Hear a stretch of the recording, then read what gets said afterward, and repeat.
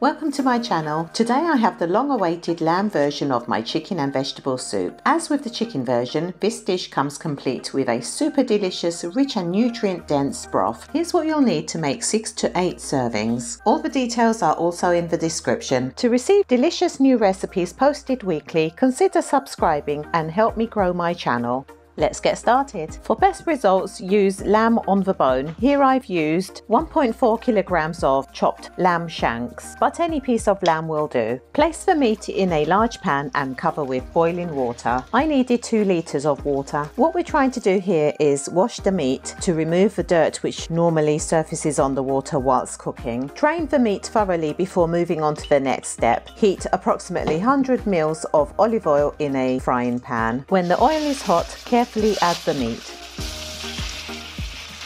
After a few minutes, turn the meat to brown evenly on all sides. Keep on medium heat whilst you prepare the vegetables. Make sure to turn the meat from time to time. Depending on the size of the onions you're using, the quantity will vary. I've used 6 small onions. Again, depending on their size, you can either halve them or cut them into quarters. If using shallots, you might even prefer to keep them whole.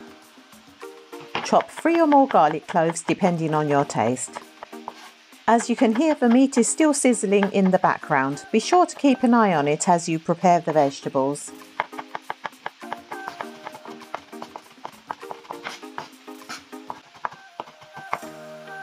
Going back to the meat, they should have browned beautifully on all sides by now. If not, keep browning for a bit longer until you achieve a golden brown colour. Then it's time to transfer the meat into the pan you'll be using for the broth. Make sure it's big enough to take 3 litres of liquid if using the quantities in this recipe. Transfer the meat into the pan, then fill with up to 3 litres of boiling water. This will be used to make the broth.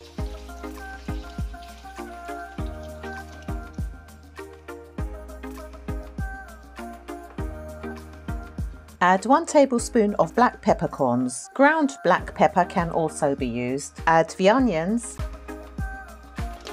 3 to 4 bay leaves, and the chopped garlic.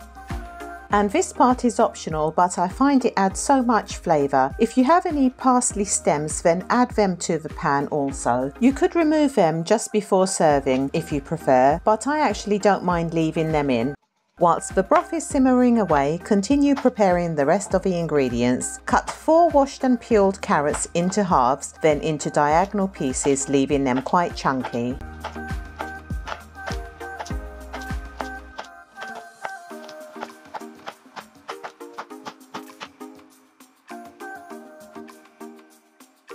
Next, peel and wash 1 kilogram of potatoes, which is about 6 medium potatoes, and chop them into halves or quarters.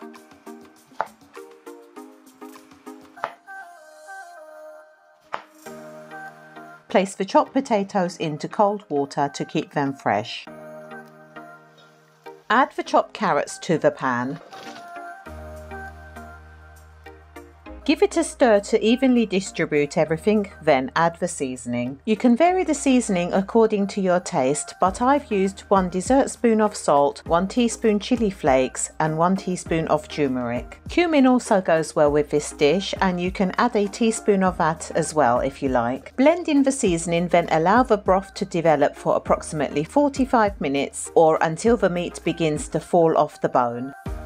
After about an hour of cooking, dissolve 50 grams of cornflour in the juice of 2 to 3 lemons according to your taste. We'll be using this to slightly thicken the broth. If you want the broth to be thicker, just add a little more of the cornflour. But be sure to dissolve it first to avoid lumps in the broth. Add a drop of water to help dissolve the cornflour if necessary. Then add the diluted cornflour to the pan.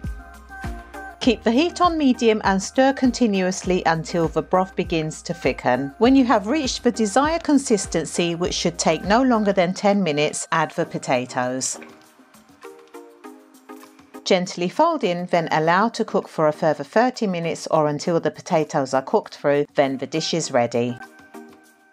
This is a guaranteed winner with the succulent lamb falling off the bone and vegetables cooked to perfection. Be sure to top up each plate with plenty of the broth when serving. And garnish with freshly chopped parsley. Afiyet Olsun. If you enjoyed this video, don't forget to like, share and subscribe for more delicious recipes from Hülya's Turkish Kitchen. Thank you for watching. See you next time.